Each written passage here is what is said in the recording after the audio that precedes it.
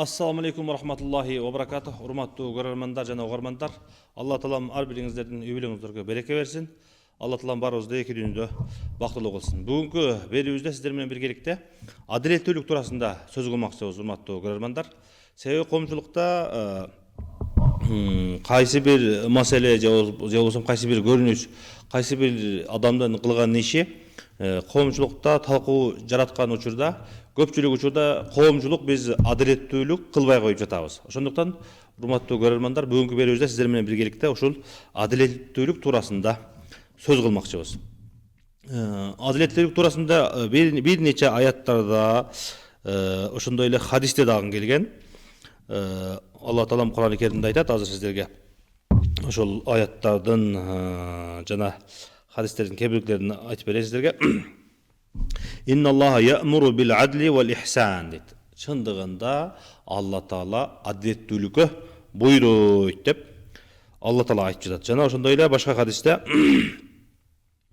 аятта, алдагы аятта келген: "Ва иза култум фa'дилу", эгерде бир сөз айткан болсоңуз силер ошол сөзүңөрдө адилеттүүлүк кылгыла деп Алла таалам Кур'ан-ы Керимде айткан. Ошондой эле пайгамбарыбыз алейхиссалам дагы ошол адилеттүүлүктүн негизинде эч кандай бирөөгө жардам берүүгө, же болбосо бирөөнүн акысына экинчи тарапка алып бергенде менин тууганым же болбосо жакыным эле деп экинчи тарапка тартып койбосо, ким болсо дагы ошол эки тарап келген болсо, биринчи тарап пайгамбарыбызга жакын же болбосо тууганы, досу болсо дагы кандай болбосун ошол жерде адилеттүүлүк сөзүнү айткан жана адилеттүү өкүм чыгарган.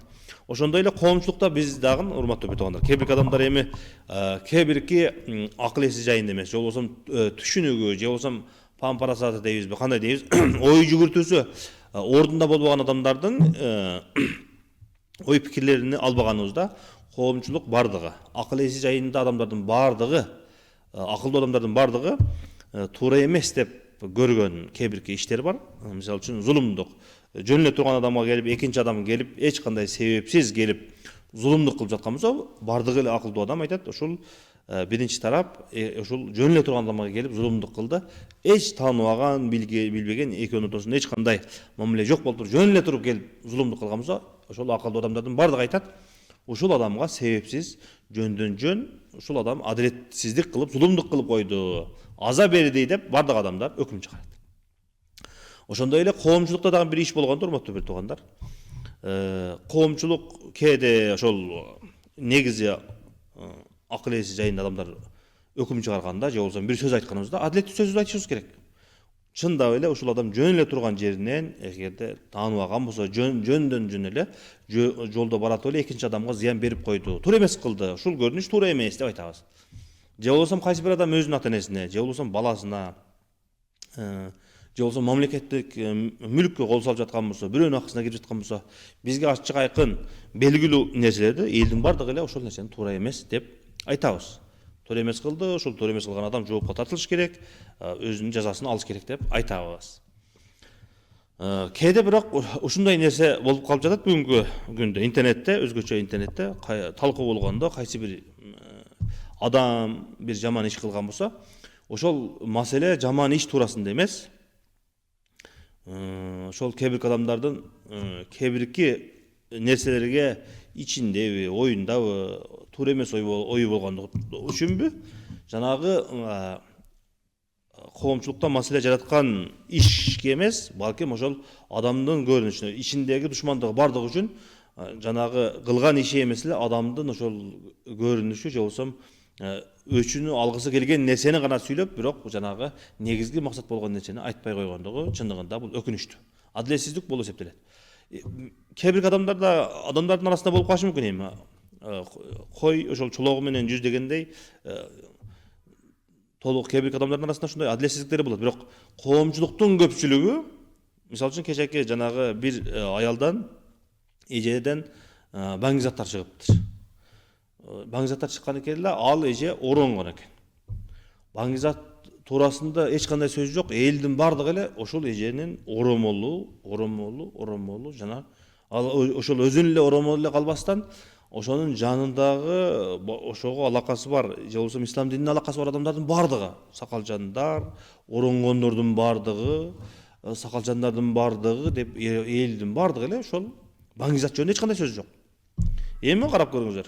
Кече ошо бир күн мурун эле ушундай эле окуя болду коомчулукта. Жанагы аял менен аял, эркек менен эркектер үйлөнөбүз деп, ошолор менен ушундай кылып жашайбыз дегендердин маселеси чыкты. Интернетке чыкты, талкууга чыкты, элдин бардыгы жанагындай сөз болду. Жанагы жерде эч андай комментарий, андай эч кандай бир эскертүү берген адамдарды көрбөйбүз. Атайын подкастка чакырып, же болбосо атайын адамдардын жүрөгүн көйгөп, мен жүрөгүм чыдабай кетти деп чыккан адамдар көргөн жокпуз. Ал эми ошол бир күн, эки күн мурун башка маселелер болду эле. Элдин бардыгы чыгып, канчалаган эркектер чыгышып даттап айтат, мен жүрөгүм чыдабай калды, мен айтпайын десем дагы болбой калдым деп канчалаган эжелерибиз, карындаштарыбыз чыкты. Ошол маселе, андан башка маселе көтөрүлгөн да. Ал эми кечеки чындап бардык акыл эси жайында адамдар туура эмес деп билген нерсе чыкканда эч кимибиз унчукпай койдубуз. Демек, урматтуу бир туугандар, жалпы коомчулугубузда ушуга окшогон маселеде адилеттүүлүк болбой жатат. Эгерде адилеттүүлүк боло турган болсо, ошол жанагы адамдын жолугуну, же болбосо кайсы бир адамдын сакалына, элдин бардыгы чыгып, ошол адамдын сакалына асылып, ошол адамдын сакалын талап кеткенге караганда, кечеки эркек менен эркек үйлөнөбүз деген маселеге келгенде унчукпай койгондугубуз, эмне үчүн биздин жүрөгүбүздө ошол нерсе оорутпайт?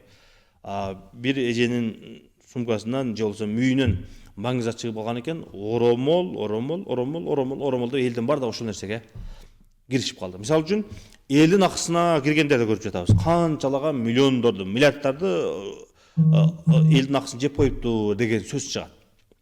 Ошол адам паланча жылга кесилиптир, камалыптыр, үйүнөн кармаптыр, үйүнөн ушундай нерселер чыгыптыр деген нерселер чыгат.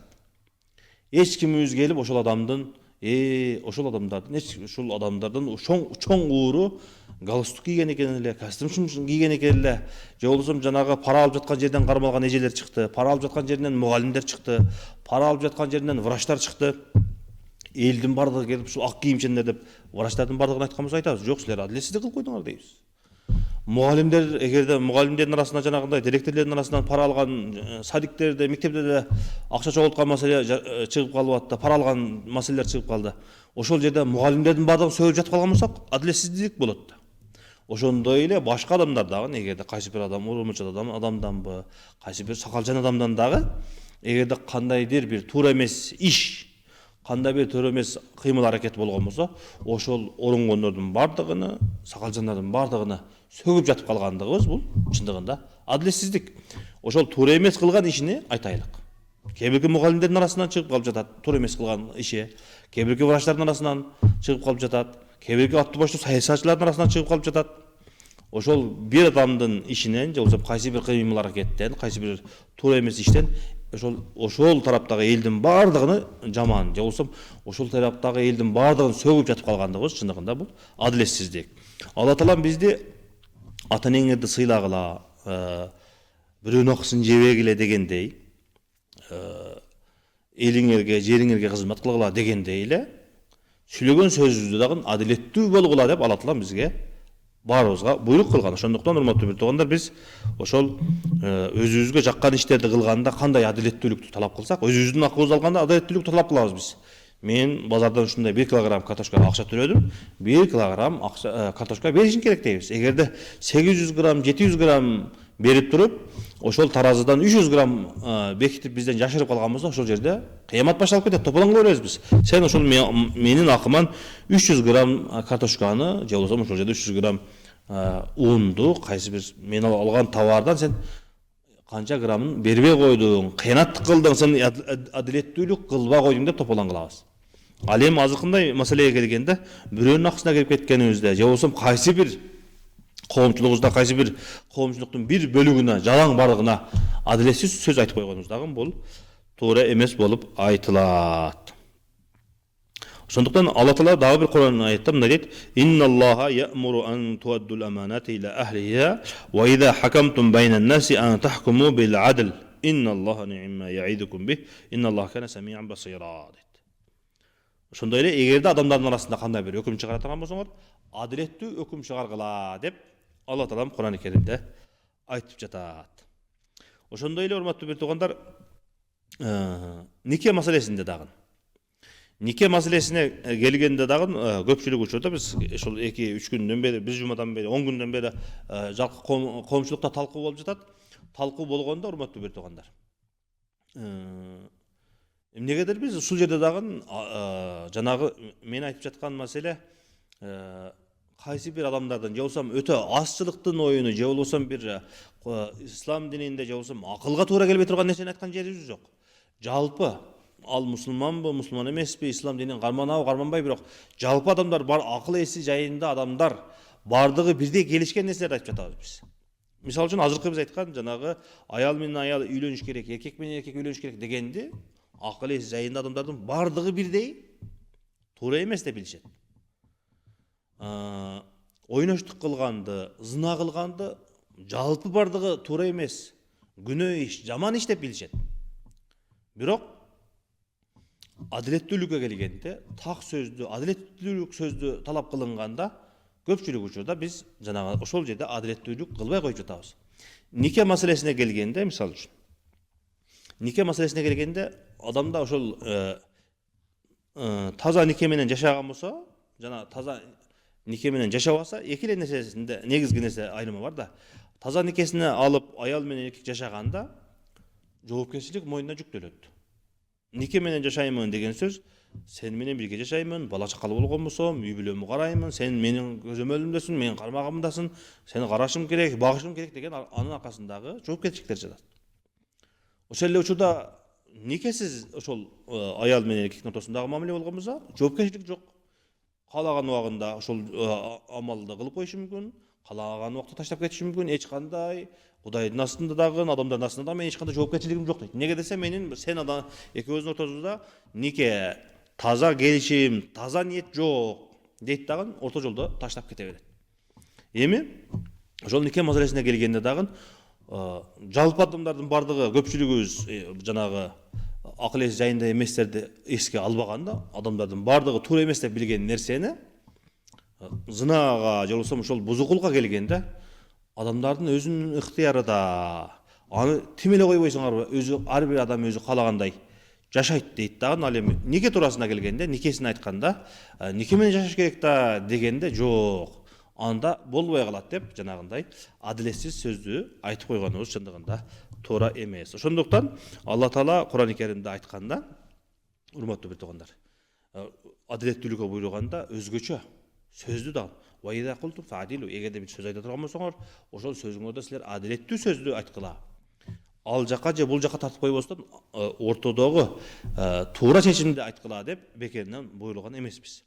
Ошол биз кылган иш 3 эле түрдүү болот да. Же туура, биринчиси, же туура эмес, же болбосо чектүү. Ортосунда ошол кылган иши туура эмес экендигини соттун чечими же болбосо тактоо, изилдөөдөн кийин аныкталышы мүмкүн болгон иштер болуп калат да. Эгерде эми ошол адилеттүүлүк кандай? Эгерде кайсы бир адам ким болбосун, ал мусулман болобу, башка динден болобу, кайсы адам болбосун, эгерде коомчулукка чыгып адилеттүү, туура сөздү айткан болгон болсо, жалпы коомчулуктун адилеттүүлүгү ошол адам ошол сөздү айткан сөзү туура болду, туура сөздү айтты деп биз ошого туура баа беришибиз керек. Бул туура маселе. Экинчи маселе, эгерде туура эмес сөздү же болбосо туура эмес ишти кылган болсо, коомчулук биз жалпы баа бергенибизде дагы ошол адам адилеттүүлүк кылабыз деген болгон болсок, ошол адам туура эмес иш кылыптыр деп туура эместигин ачык айтышыбыз керек. Ал эми жанагындай шектүү, күмөндүү, белгисиз болгон болсо, ал жанагы соттон кийин же болбосо изилдөөдөн кийин, териштирүүдөн кийин ачык айкын боло турган маселе. Урматтуу бертугандар, ошон үчүн мен айтайын деген маселе ошол азыркындай жалпы коомчулукка бир маселе чыкканда, эгерде туура айткан болсо, ошол маселени биз туурасында айтайлык. Эгерде азыр мисал кылып көрсөткөндө, эгерде бир адамдын сырткы иши көрүнүшүнө эмес, кылган ишине биз баа берейлик. Эгерде көрүнүшүнө баа бере турган болгон болсок, коомчулукта эч кандай адилеттүүлүк болбой, келишпестик, эки тарап болуп, эки жаат болуп, уруш талашка алып барат. Мисалы үчүн азыркындай мисал келтиргендей, кайсы бир мугалим туура эмес иш кылып койгон болсо, кайсы бир мугалим туура эмес багытта же болбосо бир жагымсыз бир ишти кылып койгон болсо, мугалимдердин бардыгын сөгүп жатып калсак, туура эмес. Кайсы бир доктор, кайсы бир врач туура эмес иш кылган болсо, врачтардын бардыгын сөгүп жатып калсак, ал деле адилетсиздик. кайсы бир саясатчы туура эмес иш кылган болсо, саясатчылардын баарын сөгүп жатканыбыз бул дагы туура эмес. Ошондой эле оронгон адамдардын ичинен бирөө туура эмес иш кылган болсо, оронгондордун бардыгыны, оромолдун бардыгына сөгүп жатып калганыбыз дагы адилетсиздик болуп эсептелет. Ошондой эле галстукчан, ошондой сонун келишкен бир агай же болсо кайсы бир бай манап дейлик, же болсо кайсы бир чоң дейлик, элдин акысына кирип, ушундай бирөөнүн акысын жеп койгон болсо, ошолордун бардыгыны, галстукчандардын бардыгы, костюм кийгендердин бардыгы ушундай экен деп сөккөнүбүз дагы адилетсиздик болуп калат. Эгерде ушул бүгүнкү биз айтып жаткан маселеге тиешеси бар суроолоруңуздар болгон болсо, суроо берсеңиздер, суроолорго жооп бергенге аракет кылабыз. Азыркы биз айткандай, эмне үчүн бул адилеттүүлүктү айтып жатам? Эгерде коомчулукта адилеттүү болгон болсо, урматтуу бир туугандар, коомчулукта эки тараптуу болуп биз уруш талашышка барбайбыз. Неге дегенде, ар бир нерсеге туура баа берилген болсо, коомчулук тынч, жүрөгү тынч, адамдарда бардыгы мындай уруш талашка алып барбай турган маселе болот. Эгерде адилетсиздик болгондо, андан кийин ушундай эки жаат болуп, уруш болуп, коомчулукта келишпестикке алып барат. Ошондуктан урматтуу бир туугандар, мына жанагындай туура иш болгондо, же болсо шариатка дейбизби, акылга дейбизби, данышмандыкка, акылдуулукка туура иш болгон болсо, аны коомчулук биз көпчүлүгүбүз ошол нерсени туура дешибиз керек. Ал эми туура эмес болгон болсо, ошол адилеттүүлүк менен бирге болуп, кээ бирде нафсибизге жакпаса, өзүбүзгө жакпаса дагы адилеттүүлүктү айтышыбыз керек. Сурооңуздар болсо, сурооңуздарды берсеңиздер, жооп бергенге аракет кылабыз.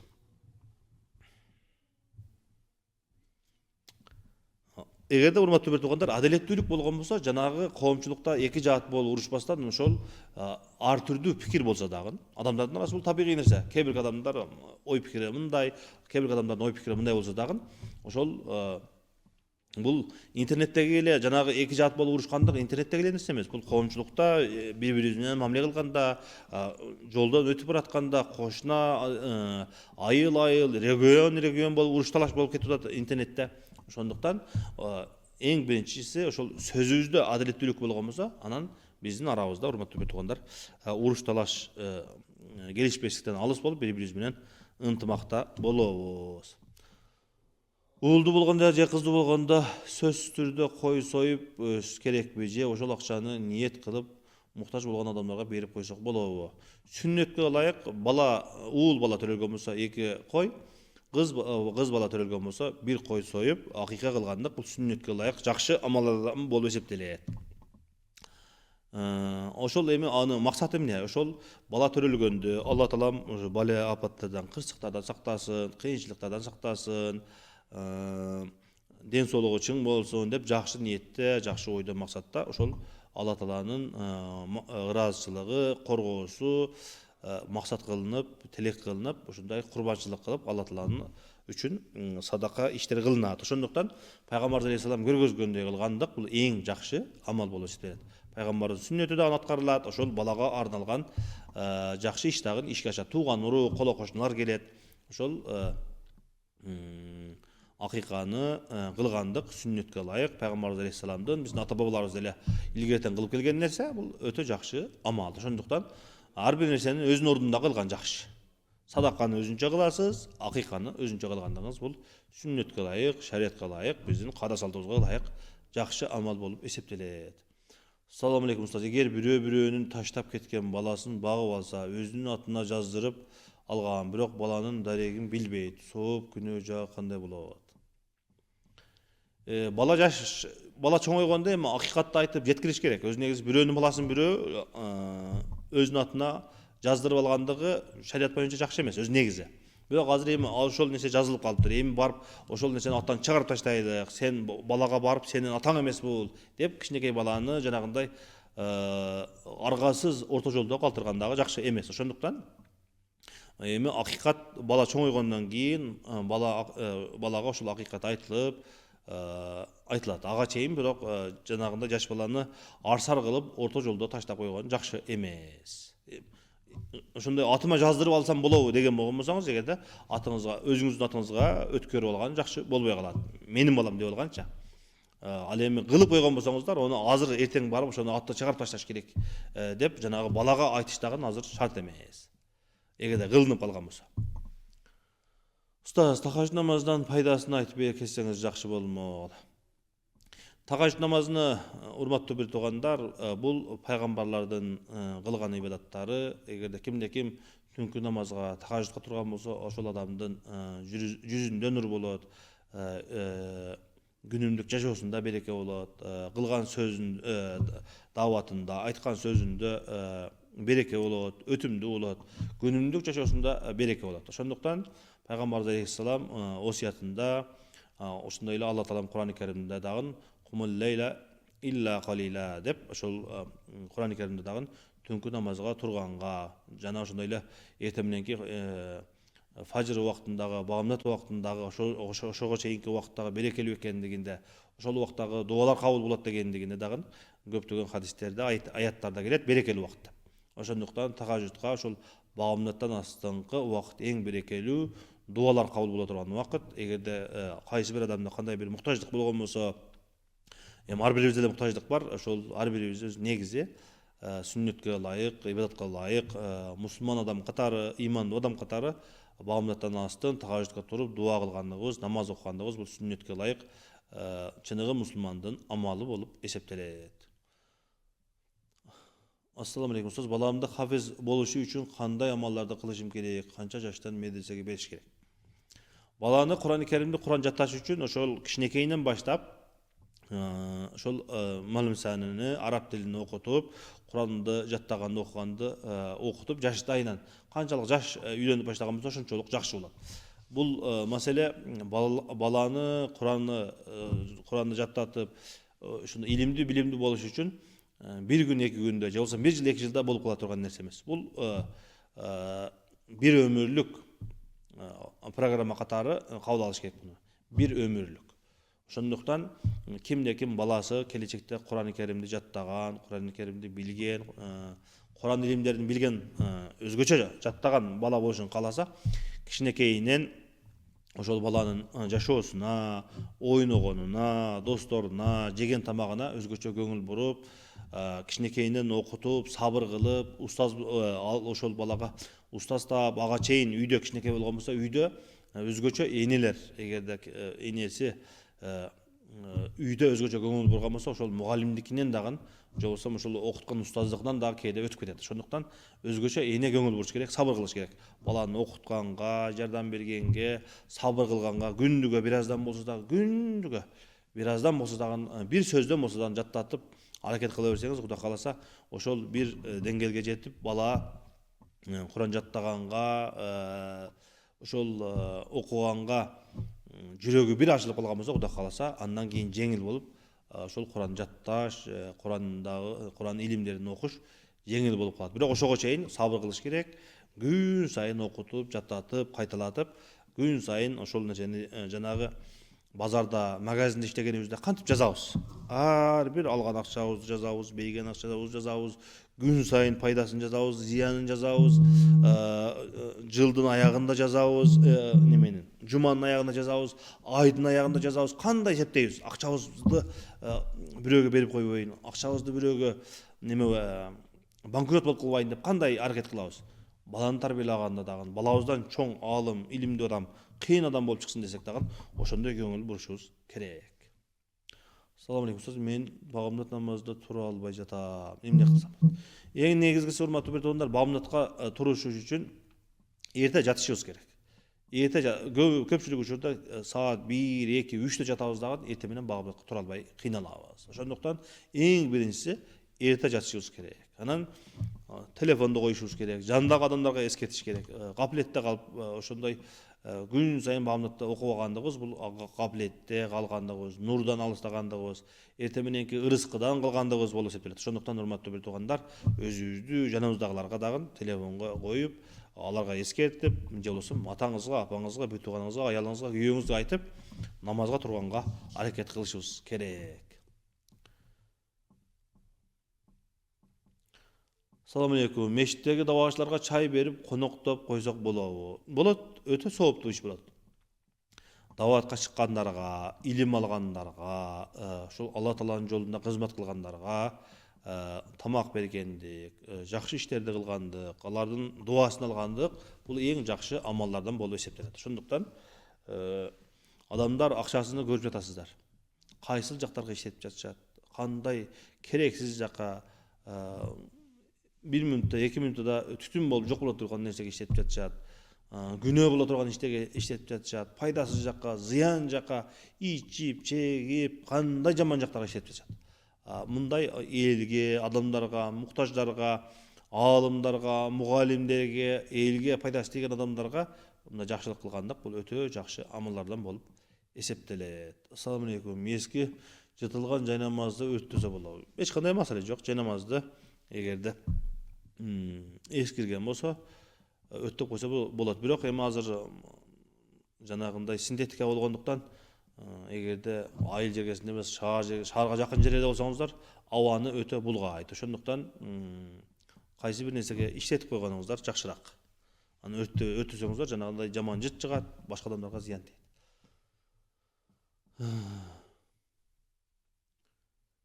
Мисалы, мен Ош Ноокат районунан Жалал Абад облусунун Ноокен районуна турмушка чыккам.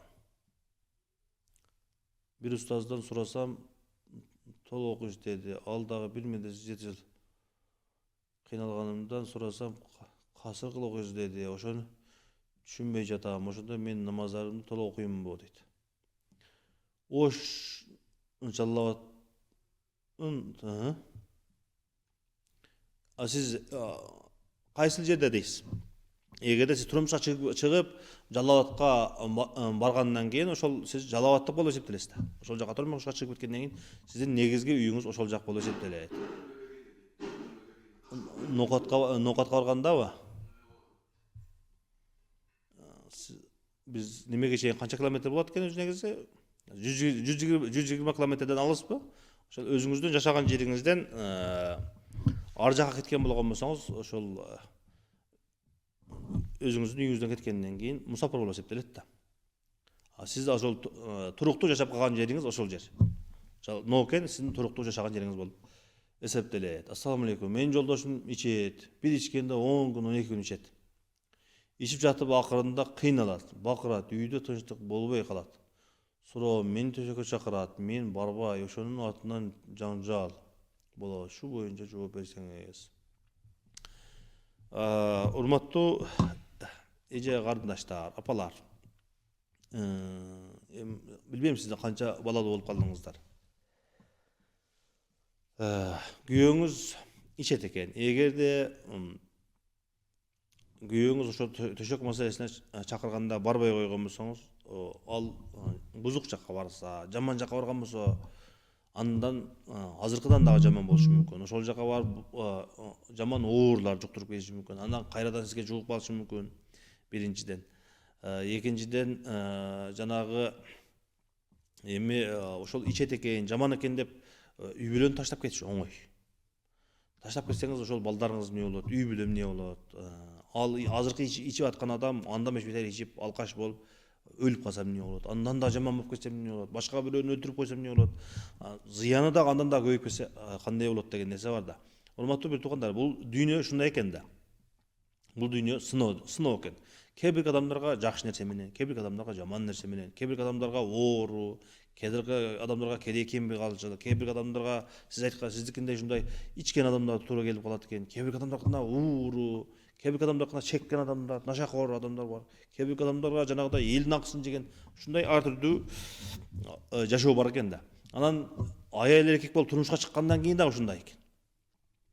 Бардык жагынан бирдей болуп кетиш дагы өтө кыйын экен. Ошондуктан бул дүйнөдө эми башында бири-бирибизди жакшы көрүп турмуш кургандан кийин кээде аял, кээде эркектен кемчилик болуп калат, же болбосо ушундай азыркы сиз айткандай туруксуздук болуп калат. Бири-бирибизге жөлөк болуш керек. Сиздин күйөөңүз соо болгондо жакшы эле адам болсо керек. Сүйлөгөндө жакшына сүйлөсө керек.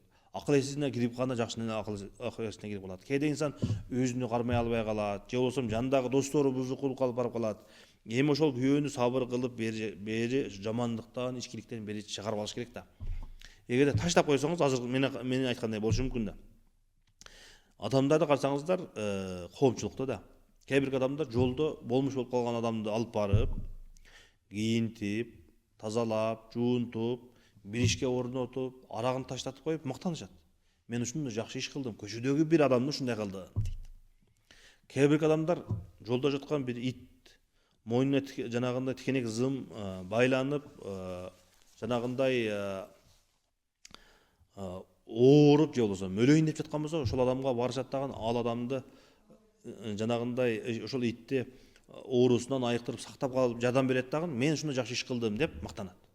Сиздин күйөөңүз канча балаңыздын атасы болсо керек, канча кызыңыздын атасы болсо керек, ошол үйдө эркек деген аты бар. Эми ошол күйөөңүздү таштап койгон болсоңуз, ажырашып кеткен болгон болсоңуз, жанагы канча жылдан бери кылган мээнетиңиз, үй бүлө, бала чака, ошол мал мүлктөрүңүз бардыгы текке кетет. Эки тарапка ажырайт, береке кетет да. Күйөөңүздү жанагындай төшөк маселесин чакырбай койгон болсо, эми сиз арак ичкендигинен, жийиркенип аткандарыңыз балким, ачууңуз келип жаткандыр. Ошондой болсо дагы мындай маселеде ошол күйөөңүзгө энелик же болбосо аялдык, боорукерлик кылып, ошону өзүңүзгө тартканга, ошол ичкиликтен чыгарып калганга, сактап калганга аракет кылганыңыз бул эң жакшы адамгерчилик болуп эсептелет да. Элестесеңиз, ошол эле ошондой эле учур эгерде башка адамдарда болуп, ошол аялы күйөөсү эмес, аял болуп калган болсо айтабыз да. Урматтуу эркек, аялың ооруп атат экен, аялың ушундай болуп жатат экен, ушундай кемчиликтүү болуп калыптыр, сабыр кыл, түшүндүргөнгө аракет кыл, мындай кыл дейбиз да. Ошондой эле сизге дагы айтарым. Алла Тааладан көп дуа кылыңыз, сураңыз, сабыр кылыңыз, өзүңүз ибадатыңызга, намазыңызга, тазалыгыңызга, балдардын тарбиясына бекем болуп, ошол үй бүлөнү алдыга тартып кеткенге аракет кылыңыз. Мурунку берүүдө дагы айттык эле, бир эже келип, ошол чоң агайлардын бирөөсүнө келип сураган экен. Агай, күйөөм ушундай сиздики ичкиликке берилип кетипти да, аныкы наркотикага берилип кетип, ошол болмуш сыяктуу эле болуп калган. Үйдө бар жоктугу да билинбейт. Эмне кылайын деген экен. Анда дептир, мен сизге бир эрежени үйрөтөйүн деп айткан экен агайчы. 90-10 же болбосо 95-10 деген 95-5 деген эрежени үйрөтөм деген экен. Ал кандай эреже десе, үйдөгү жоопкерчиликтин 95%-ин сиз аласыз, 5%-ин ошол балдарымдын атасы деген бир эле аталыш, 5% деп коелу. Балдардын атасы бар деген эле аталыш эле бар, башка эч кандай үй акча таппайт, эч кандай немеси жок, аталыш эле бар да. Ошол аталышты сактап калам деген болсоңуз, 95% жоопкерчиликти өзүңүз алгандагы үй бүлөнү алдыга алып кетиңиз, бирок ошол эркекти таштабастан сактап калыңыз деп насаат айткан экен. Анан ошол эжеке барыптыр дагы үй бүлөнү карап, алдыга алып кетип, үйдүн чекесине ошол жанагы наркоманга берилип кеткен күйөөсүнө кичинекей 2 комнатабы 1 комната күнү салып берип дагы ошол жерде кирип чыгып эле жашап жүрөт экен. Балдары ачка калбасын, ооруп калбасын деп кийим кечесин карап коет экен. Эми чыгара албай калышыптыр да. Бирок ошентип 20 жылдан кийин, 25 жылдан кийин жанагы агай менен жолугуптур да. 25 жылдан кийин жанагы агай менен жолукса, жанагы эжеге айтыптыр. Агай, 25 жыл сиз менен жолуккан элем. Мага ушундай насаат айттыңыз эле. Сиздин атаатыңызга мен амал кылып, үй бүлөм сактап калдым. Үй бүлөм, үйүм бар, бала чакам бар, бардыгы жакшы, Кудайга шүгүр. Ошол күйөөм азыр деле бар. Үйдүн чекесине ушундай кичинекей үй салып берип койгонбуз. Ошол жерде кирип чыгып өлбөй жүрөт. Ошондой үй бүлөнү сактап калдым деген экен да. Ошондуктан эгерде үй бүлөнү сактап калам десеңиз, адамгерчилик кылам деген болсоңуз, бала чаканы жанагындай кылам деген болсоңуз, ушул күйөөңүздү сактап калгандыгыңыз, туура жакка алып кеткендигиңиз бул эң жакшы амал болуп эсептелет. Assalamu alaikum, урматтуу устаз. Түшкө кыямат кайым кирсе эмне болот? Эми түшкө кыямат кайым, өлүм, өткөн адамда кирген болсо, инсан ошол кыямат күнүнө даярданыш керек. Алла Таала менен болгон мамилеси кандай болуп жатат? Адамдар менен болгон мамилеси кандай болуп жатат? Бирөөнүн акысына кирбей жатабы? Ата энеси, бала чакасы, намазы кандай болуп жатат? Садака, зекет, жакшы амалдары кандай? Алла Тааланын астына барганда жүзү кандай болот? Ошол маселеге көңүл буруп, ошол эгерде кемчиликтер болгон болсо, ошолорду оңдогонго аракет кылыш керек. Assalamu alaikum. Аял кишинин буту тагыра томуктан ылдыйы чыканагы аурат болуп эсептелеби? Эми көчөгө чыкканда, урматтуу бир туугандар, пайгамбарыбыздын мындай хадиси бар да. Эгерде bir пайгамбарыбыз айткан эркекке жакшы, салиха аял насип кылган болсо, ошол адамга дүйнөнүн бардыгы ошол кичинекей колуна берилгендей бактылуу болот деген хадис бар да. Кааннама хуйзат лаху дуnya. Ошол дүйнөнүн бардыгы ошол адамга берилгендей болот деген хадис бар да. Ушул хадистин маанисине карап көргөн болсо, урматтуу бир туугандар, эгерде ошол аялы өзүнүн бардык жерини, сулуулуктардын бардыгын, элдин бардыгына көрсөтүп жүргөн аял болгон болсо, жанагындай элдин бардыгы көргөн эле нерсе болот да. Ал эми эч кимге көрсөтпөгөн болсо, табигый жүзүн көрсөтөт, эми табигый колун көрсөтөт, бирок сулуулугун эч кимге, ошо күйөөсүнөн башка, өзүнүн жакындарынан башка эч кимге көрсөтпөй жүргөн аял болгон болсо, чындыгында пайгамбарыбыз алейхисалам айткандай аял болгон болот да. Чындыгында ошол күйөөсүнө дүйнөдө эч кимде жок, эч ким көрбөгөн аял берилген болуп эсептелет. Ошондуктан, урматтуу бир туугандар, намаз маселеси башка, анан көчөгө чыккандагы башка маселе да.